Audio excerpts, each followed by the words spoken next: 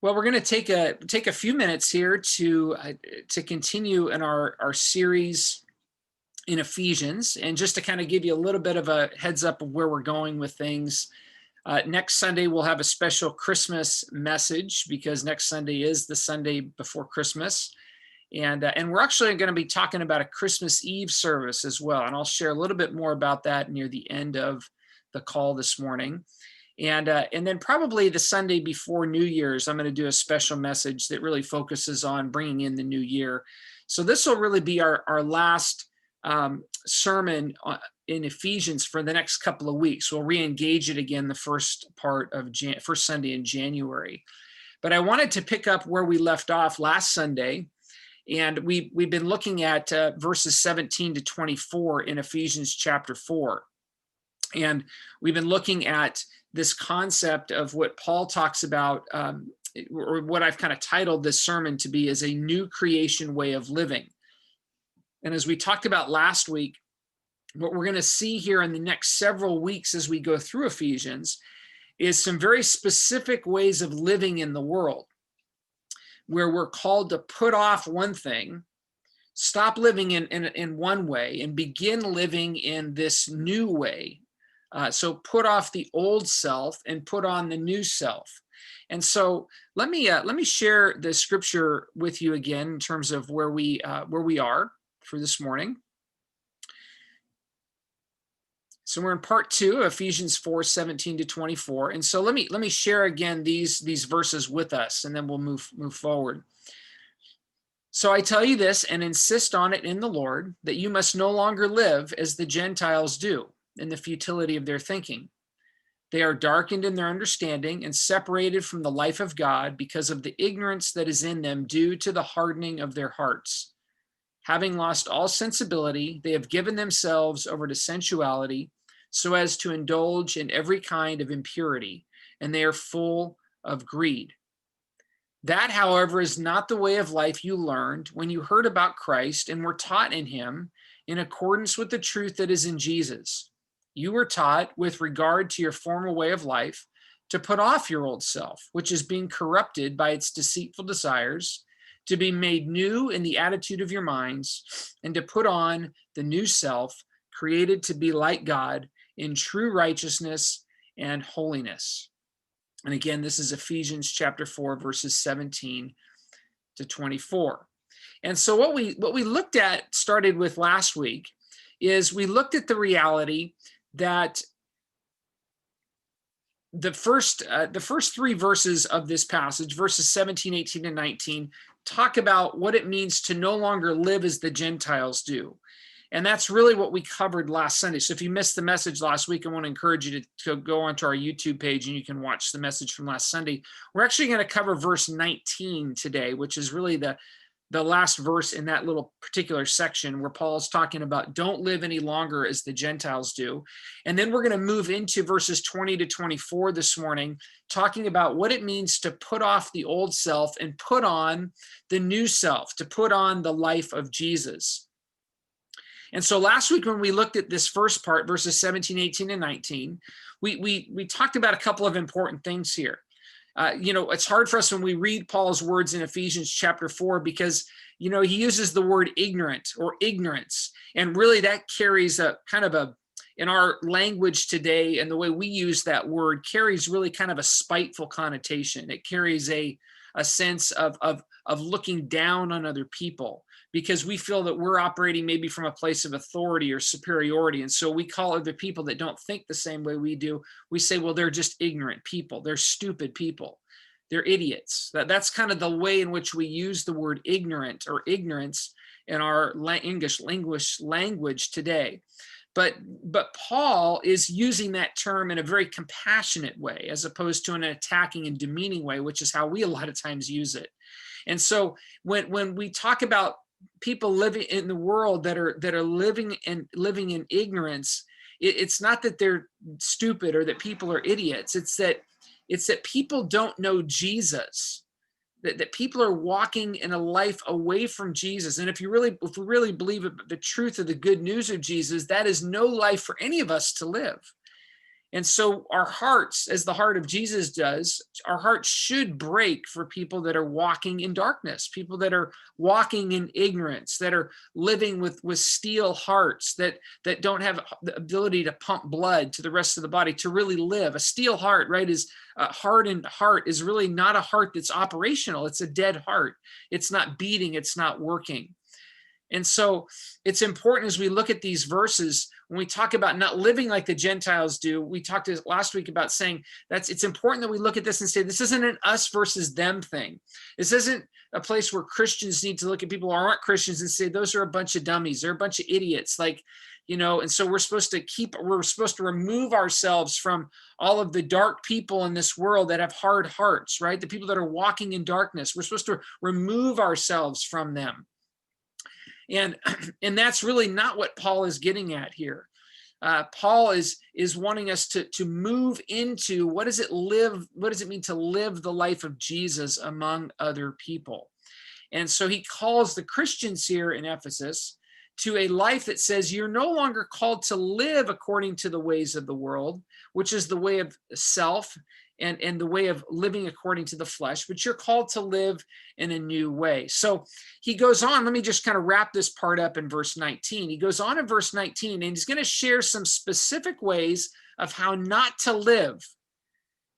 These are specific ways that are characteristic of the world that we live in today, that are a result of lives that lived in ignorance and hardness of heart. And Paul is going to very specifically talk about how followers of Jesus are not to live. He says in verse 19, let me go back to share this slide with you. He says in verse 19, having lost all sensitivity, they have given themselves over to sensuality so as to indulge in every kind of impurity, and they are full of greed. Now, when we see this verse, what I think is really important for us to understand is that these characteristics, these world-based characteristics, are primarily characteristics of really ignorant and affluent-based societies. And so he's going to really talk about the fact that sexual immorality and greed are endemic. They're broadly characteristic of societies where there is affluence and where there is a sense of worship of self. And that's what Ephesus was. That's what the city of Ephesus was like, that this church was birthed in. And many of these Ephesian Christians had come out of that way of living.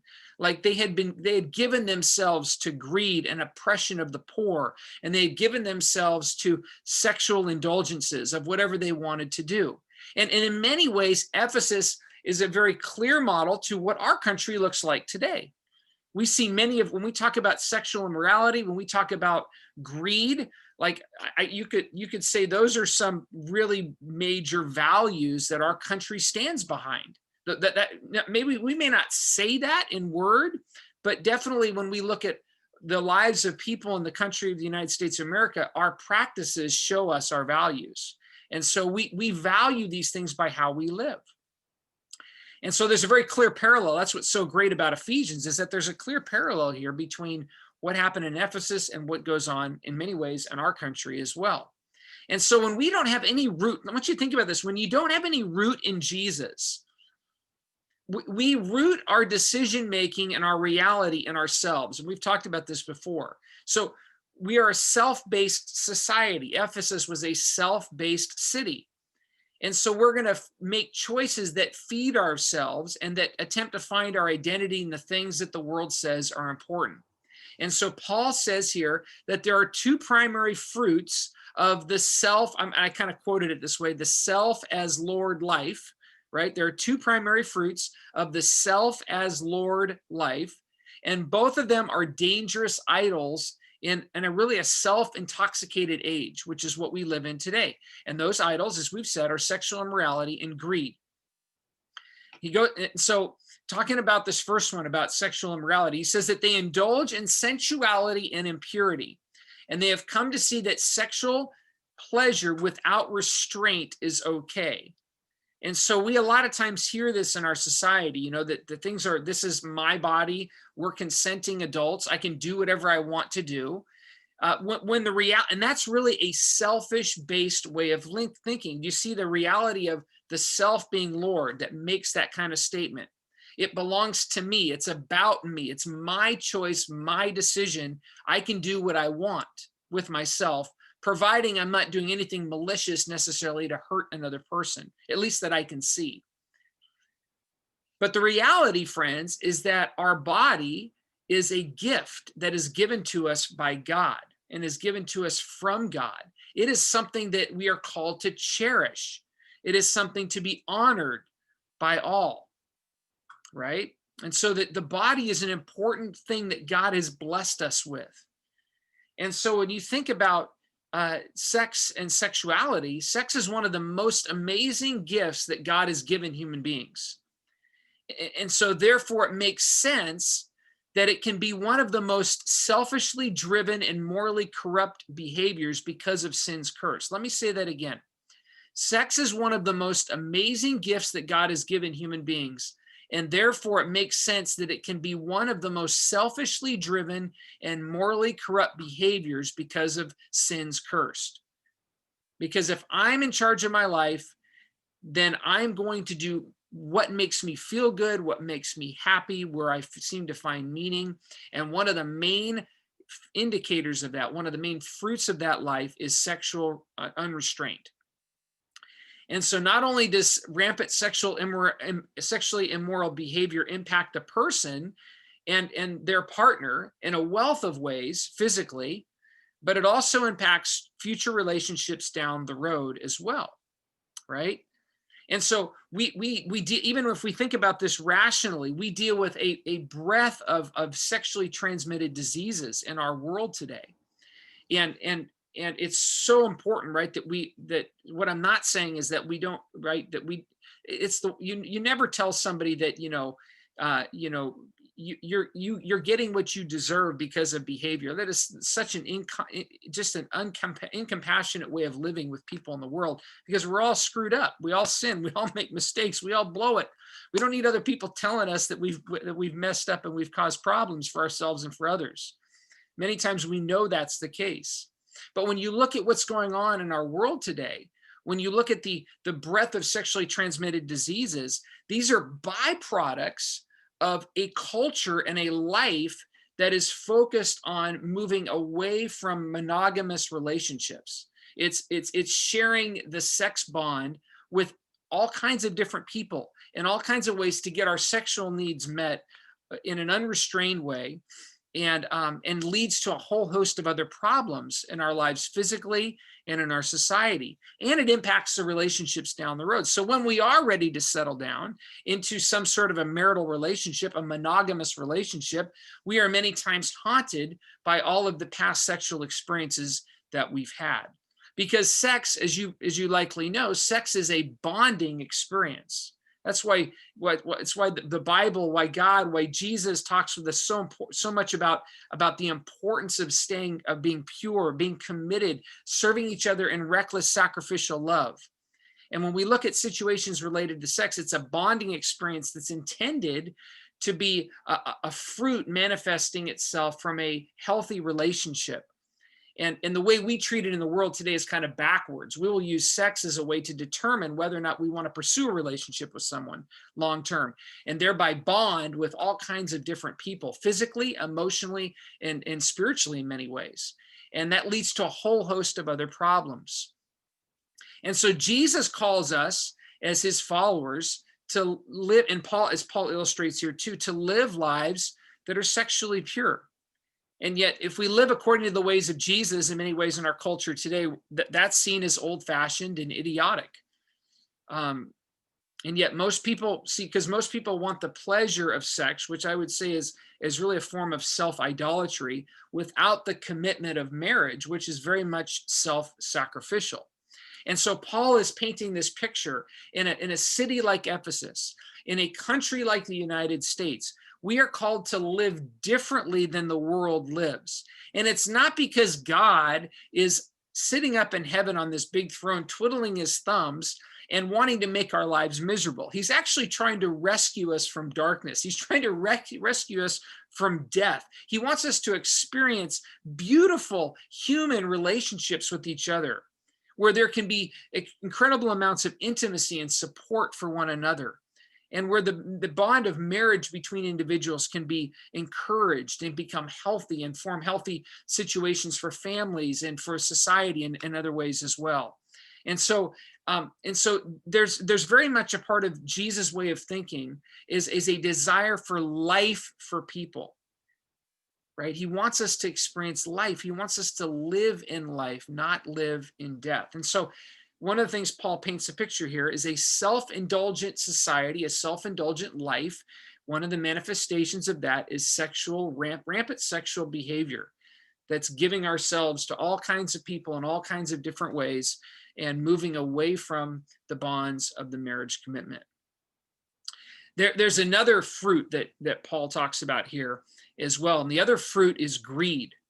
Now, what's interesting, and I find interesting, is that many times in our churches, we're going to talk till we're blue in the face about appropriate or inappropriate sexual behavior, but we will shy away from talking about greed, or we'll find a way to pin that sin on somebody other than ourselves, or minimize its destructiveness, which by the very point of a case of us doing that shows us the incredibly cancerous reality of greed in our world and in our own lives personally. I want to read a story, or a little, not a story, but I want to read a little example, or I guess it's a little story. It's from this book I have called The Tale of the Tardy Ox Cart by Chuck Swindoll. It's a bunch of like preacher story references.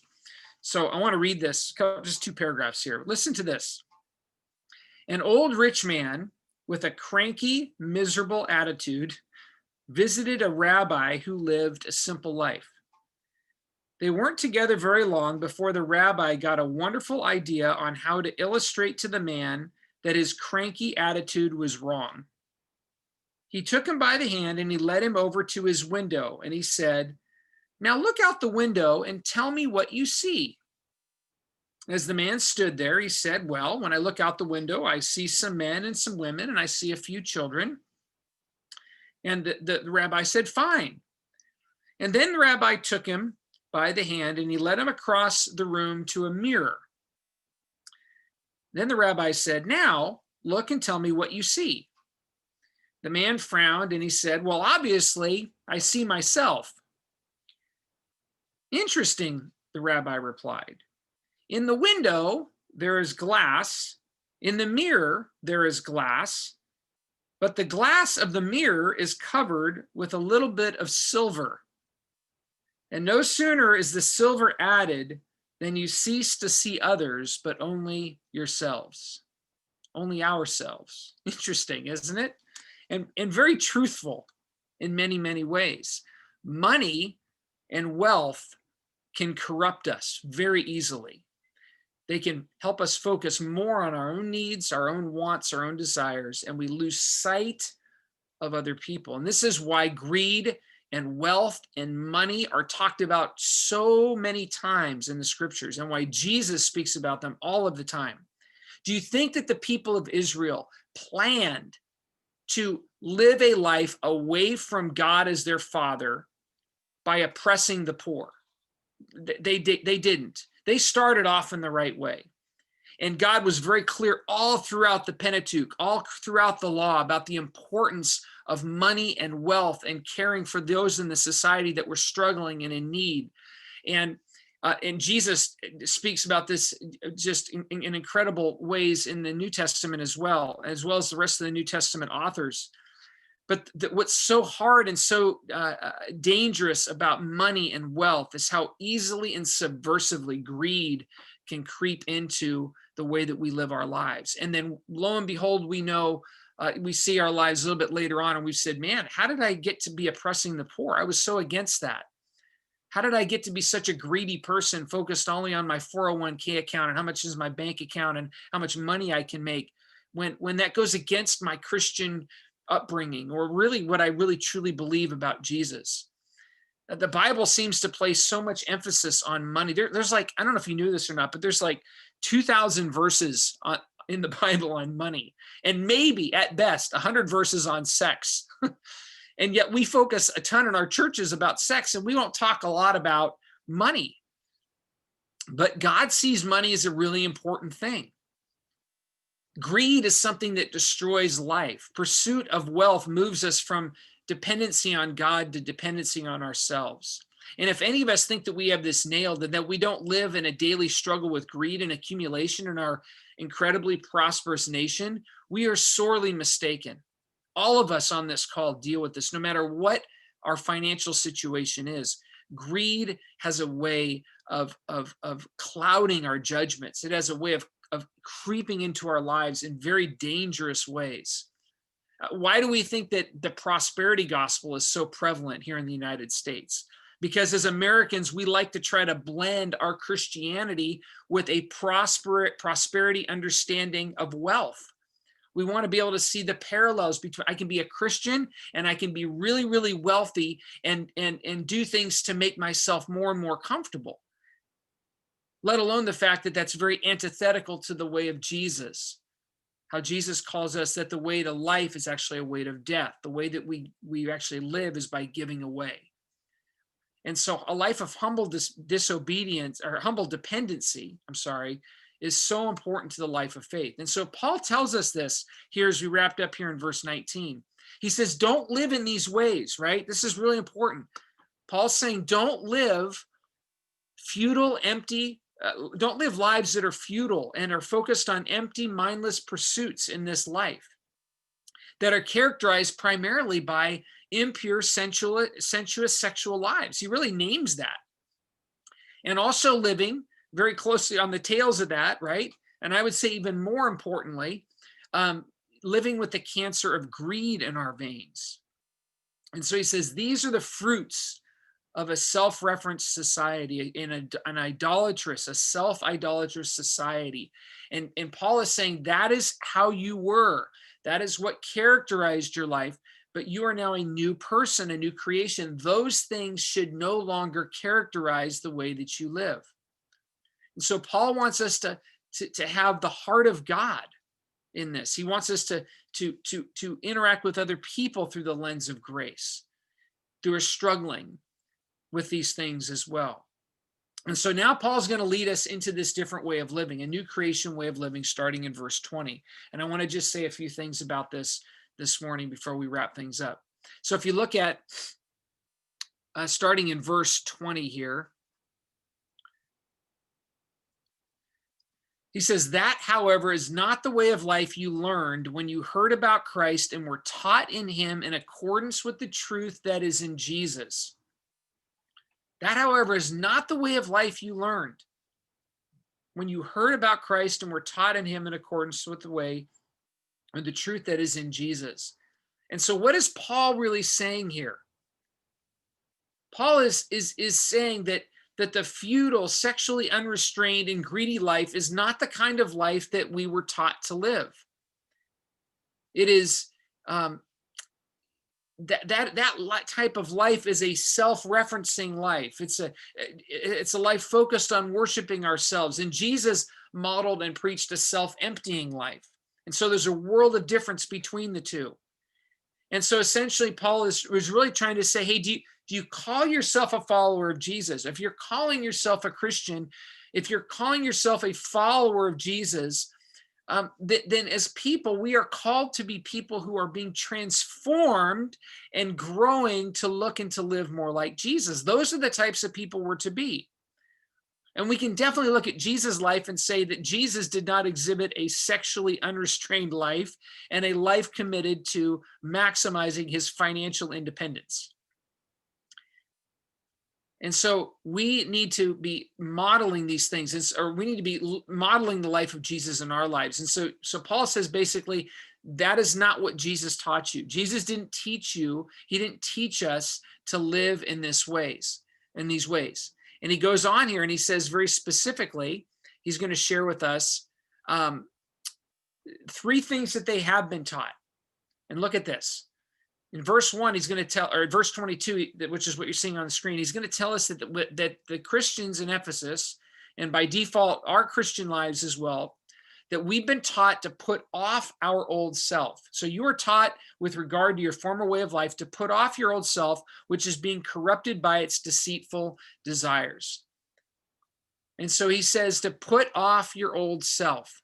And I want you to think about this in terms of, I think it's a great analogy to think about this, is to think about taking off dirty laundry or dirty clothing.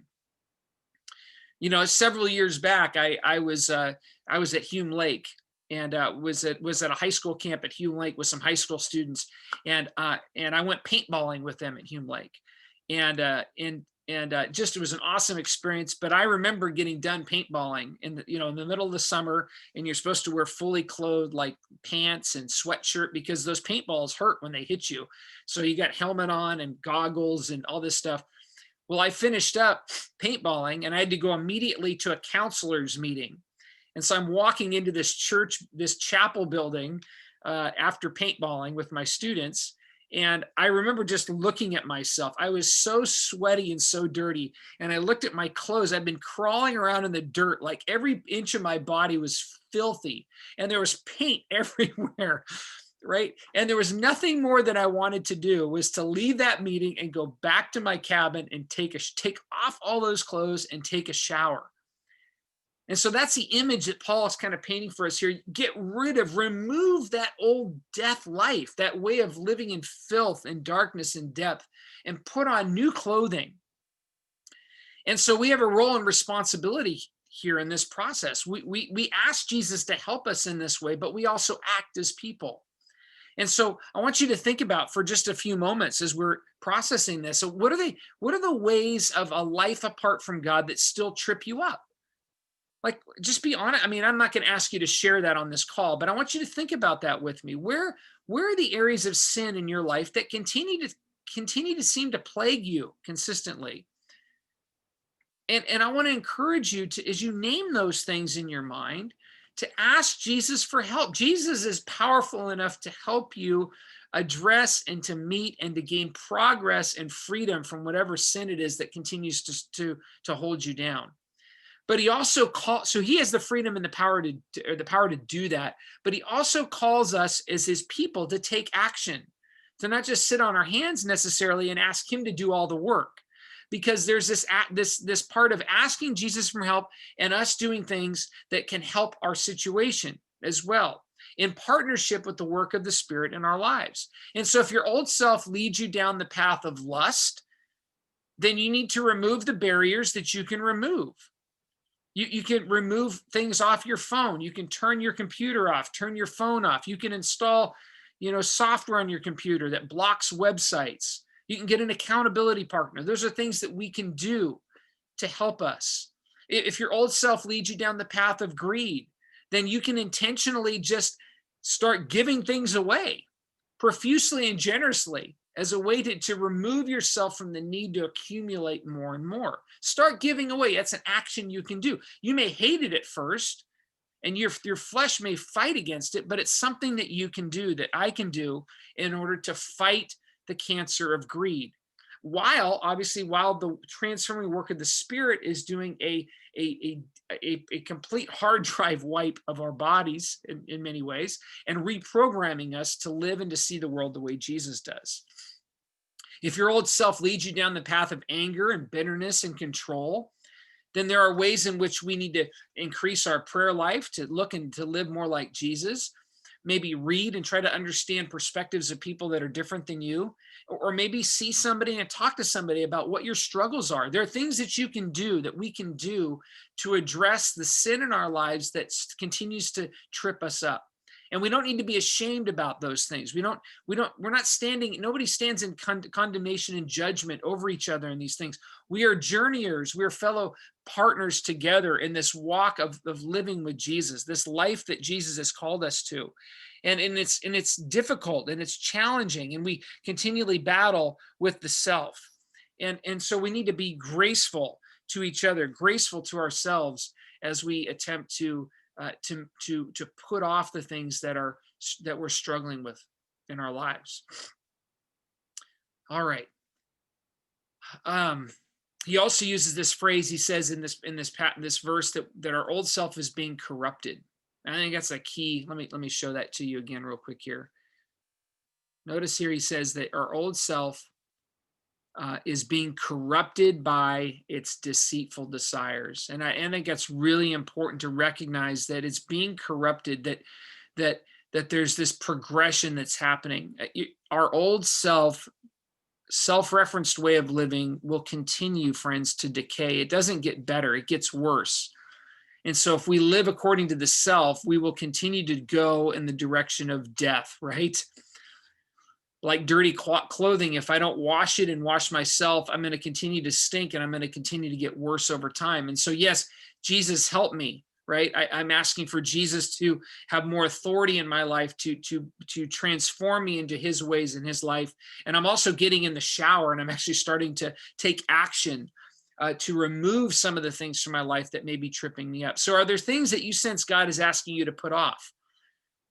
What self-referencing idols occupy your lives? And so I want to encourage you to think about that and to aggressively attack those things. And if I can be of assistance, or someone else that on this call that you trust can be of assistance, accountability can be helpful as well in terms of throwing off those sins that easily entangle and strangle us. He goes on, and just a couple of more thoughts here before we close. He goes on and he says in verse 23, to be made new in the attitudes of your minds. And so we've been taught to be made new. And this is more of allowing God to continually renew them. And so when we talk about this concept of attitude of our minds being removed or being renewed, Paul is saying that we need to start thinking about things differently, but not just up here, but we need to see the world differently. We need to see it through the eyes of Jesus and then to act on it, right? If you remember in Philippians chapter 2, there's a powerful passage in Philippians 2 where Paul, writing to the church at Philippi, says that in your relationships with each other, he says, have the same mindset of Christ Jesus. And so in our Western world, we think of mindset as just thinking differently, right? But the way Paul describes the mindset of Jesus actually involves thinking and action. It's not just cognitive awareness. And he says that Jesus, his mindset, even though he was God, he didn't consider equality with God something to be used to his own advantage, but he made himself nothing. He took the nature of a servant, and he humbled himself to be obedient to death on a cross, right? So Jesus had the right mindset to live a self-sacrificial life, which is what God had called him to. And he actually practiced it in his actions with the way he lived his life, how he gave his life for the sake of other people as he lived during the time he lived, and ultimately climaxed in his very death. And so Jesus' mindset, notice what Jesus' way of thinking led him to. It led him to act differently, right? And so as followers of Jesus, we're called to have the mind of Christ, the mind of Jesus, which isn't just that we start to see things and think about things differently, right? That's really important, but that we're actively engaged in the process of activity towards those things that we are wanting to see accomplished or wanting to see God accomplished in our life. And many times that involves us throwing off the old self, the sin that easily entangles us, and to pursue the way of righteousness, to pursue the way of life. And so mind renewal can lead to action renewal, and the converse, right? Action renewal can lead to mind renewal. So if you're struggling with greed, like I said before, and you don't really maybe want to, struggle with greed, start giving stuff away, for example. And even though you may not feel like it initially, you'll find that your actions towards renewing your actions will actually start to have a profound impact on the way you see things, right? And the same can occur in terms of how we see things and how we think about things, how that can help us respond in a reciprocal way with our actions. And then let me just hit this last point as we close. And so he has said that they've been made new in the attitude of their minds. And then this last verse for this morning,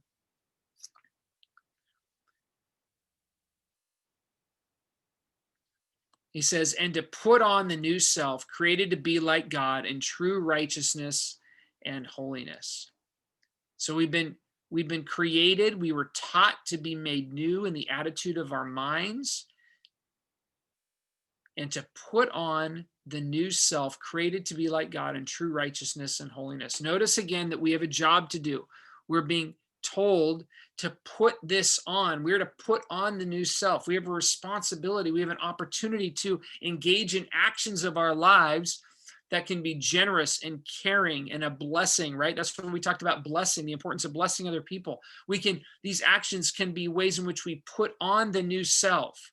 And notice that when we're putting on the new self, notice how Paul tells us we were created to be like. We were created to be like God in doing so. Like, that's a hefty, tall order, isn't it? We were created, the new self is created to be like God, to be like Jesus. And so we put on the new self. We are a new creation. And so we should be wearing a new set of clean clothes. And so Paul is being very clear that we're called to put off the old and to put on the new. That's what his message is here for us. Take off the old, put on the new, and the new looks like Jesus.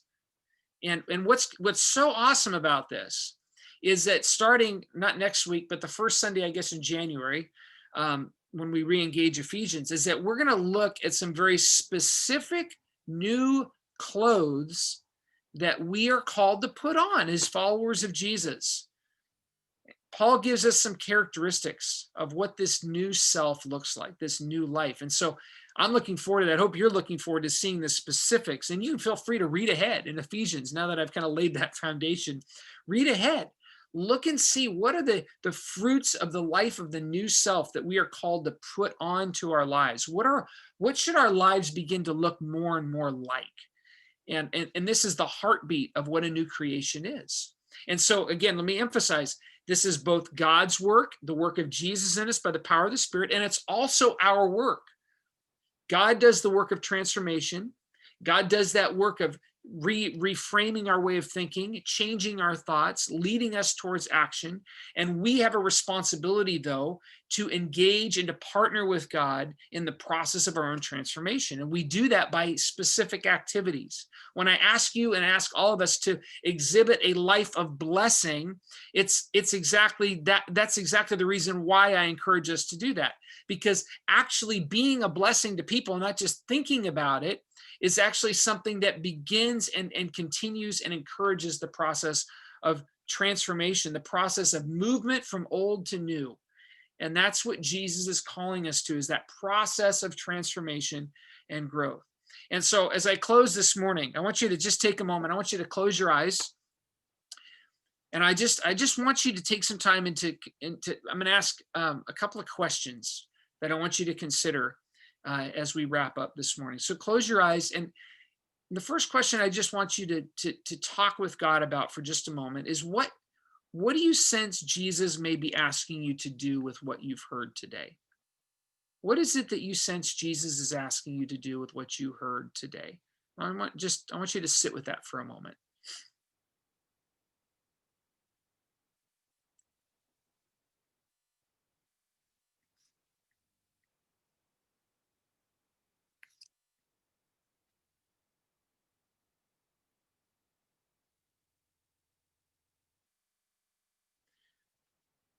We likely all have dirty laundry that we still wear. On occasion we put back on. What dirty clothes need to be removed? What sin, an old way of life living, still seems to persistently trip you up and that you struggle with? Would you take a moment and name it to Jesus and ask for his grace, ask for his mercy, ask for his power to overcome, that his grace would defeat and move you past that?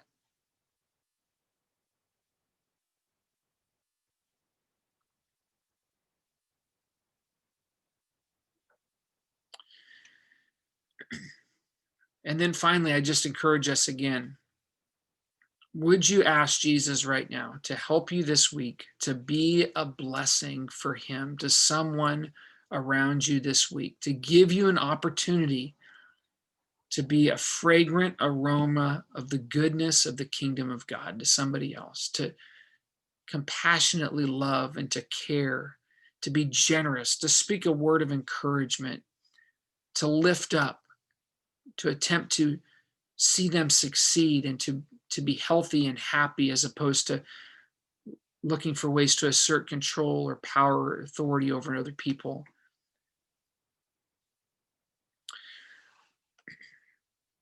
Jesus, we need your help with all this. We thank you for not leaving us alone. We thank you for giving us your spirit. We know your spirit is the one who guides us into all truth. Your spirit is intimately involved in our own transformation. We thank you that you've given us a role to play. We thank you that you've not called us just to be, mindless, non-functioning people that have nothing to do in the process. We thank you that you give us opportunities to partner with you in the process of our transformation. And so I pray for myself and for my friends on this call that you would encourage us this week, that you would lead us to name and to move away from the ways of the old life, the old self that continue to wreak destruction in our lives. Would you give us freedom from those things?